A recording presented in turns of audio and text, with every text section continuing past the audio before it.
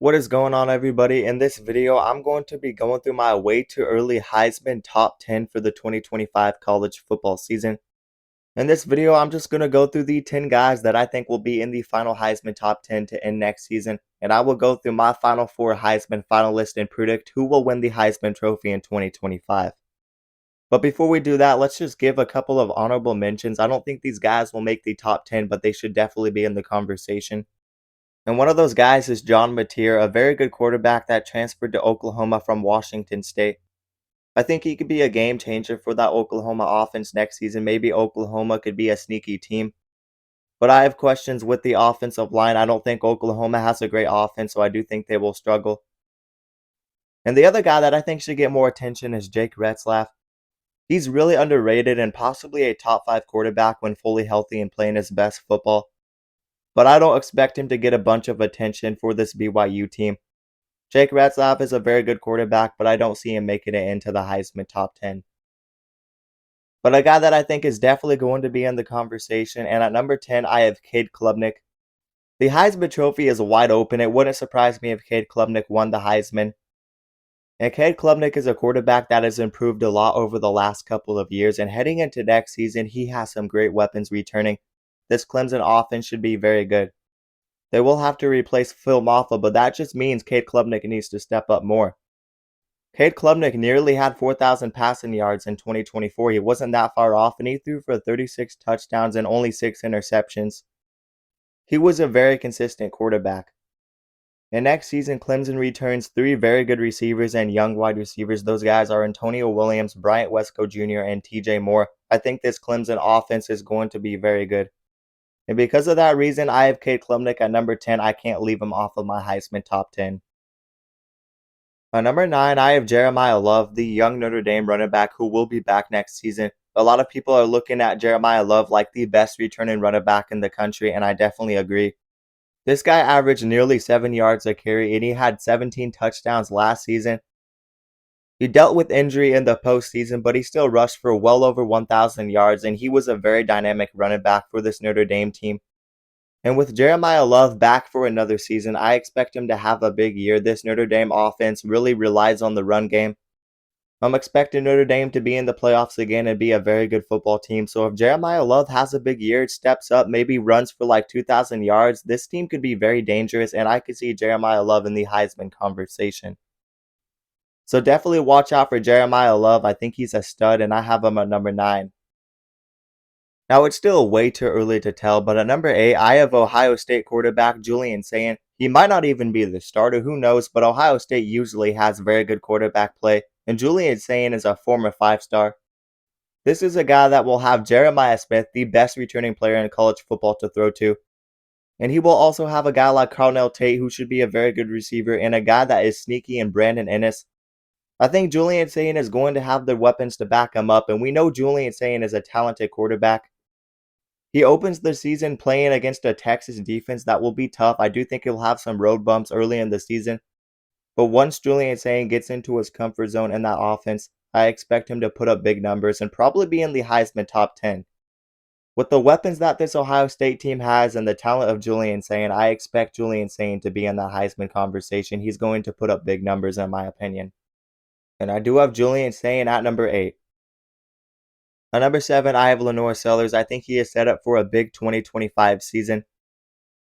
This guy is not the craziest passer, but as a freshman, he passed for 2,500 yards with a completion percentage of 65.6.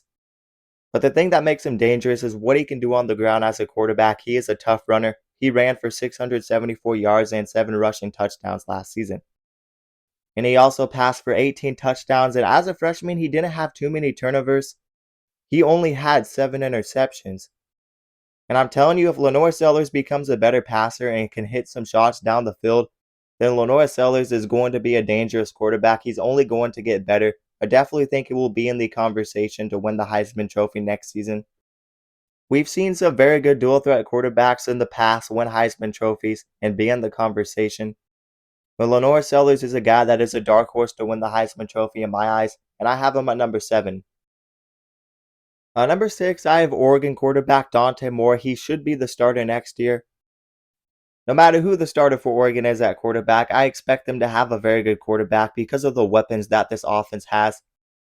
90 something percent of the time, Oregon has a quarterback that is always in the conversation, at least over the last 10 to 15 years. And we have to remember Dante Moore is a former 5-star quarterback. This guy is very hyped up. So it's really a different story with Oregon. I don't know the last time they had a very good 5-star quarterback starting for them.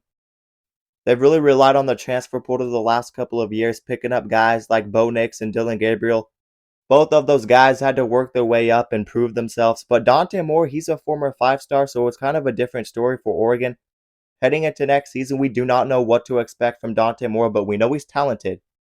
And we also know this Oregon team returns a receiver like Evan Stewart, and they got some very young 5-star receivers coming in. Ryan Moore could possibly be like a Jeremiah Smith, maybe not on the same level, but he should be very good.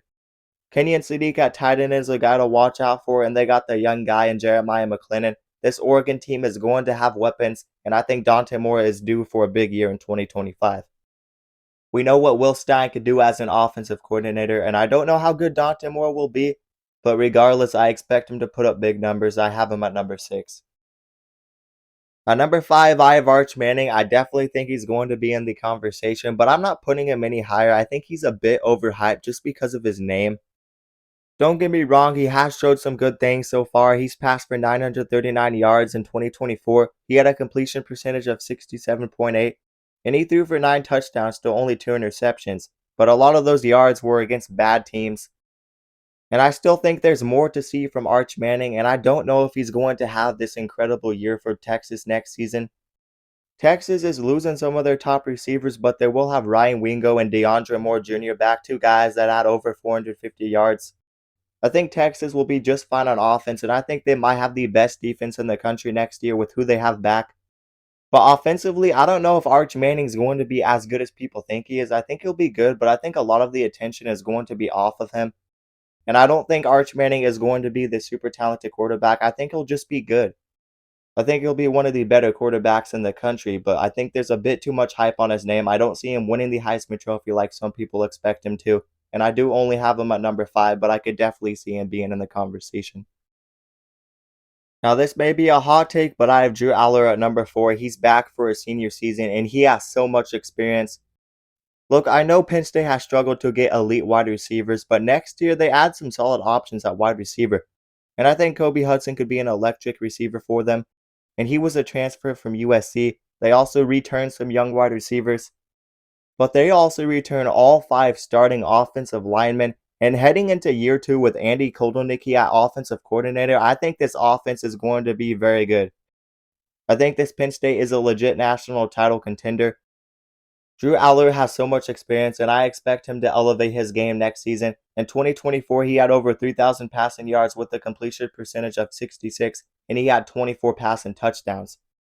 I think those numbers could go up even more. I think Andy Kotelnicki is one of the better offensive coordinators in the country. I expect Penn State to be even more explosive next season. Right now, I got Penn State winning the Big Ten, and I think Drew Aller is going to have a big year next year, and I think that will result in him being a Heisman finalist. And I do have Drew Aller at number 4. On number 3, I have one of the better returning quarterbacks in the country in Garrett Nussmeier. He had just over 4,000 yards passing last season and 29 touchdowns. And he did that as a first-year starter for LSU. The dude has an arm, and LSU has had 2 Heisman Trophy winning quarterbacks over the last 5 years. So really, there's no reason for me not to believe that Garrett Nussmeier is going to be a Heisman finalist next season. And he's got the weapons to throw to. They return Aaron Anderson, their top receiver. And they added 2 very good receivers out of the portal. They added Berrien Brown, one of the fastest receivers in the country from Kentucky. And they also added another Anderson and Nick Anderson. This is a guy that is very talented but has struggled with injuries.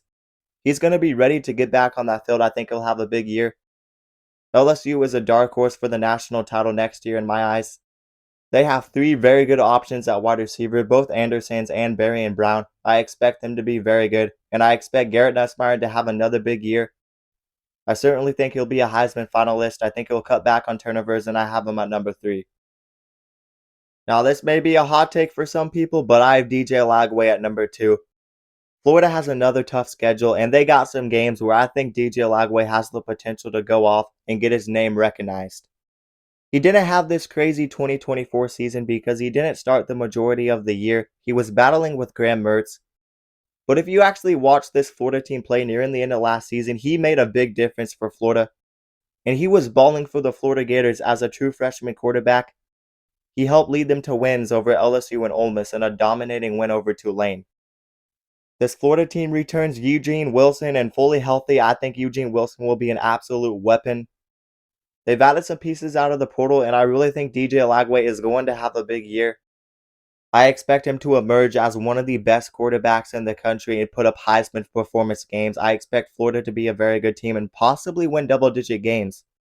I'm really liking this Florida team heading into next year. I'm very high on them, and I have DJ Lagway at number 2. I think he'll be the Heisman runner-up.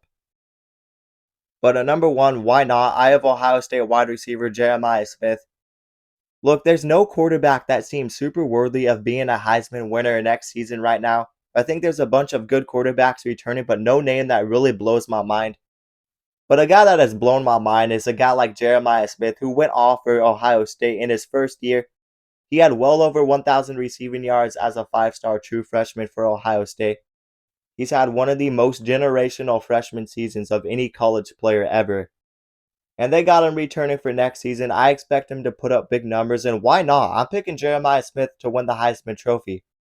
I think he will have another massive year and carry over that momentum he had in the playoffs of last season. He's got the hands, length, and speed. Jeremiah Smith has literally every elite attribute of a receiver. Travis Hunter won the Heisman Trophy. It was a surprise. I think they'll go with another non-quarterback in 2025. So my prediction right now to win the 2025 Heisman Trophy is Jeremiah Smith for the Ohio State Buckeyes. But anyways, that is going to do it for my way too early Heisman Top 10 for 2025. You guys let me know your prediction to win next year's Heisman Trophy in college football down in the comments below. But let me remind you guys to like the video and also subscribe to the channel and turn on notifications so you never miss an upload. And if you guys love college football, then you'll love this channel because we upload a ton of college football content.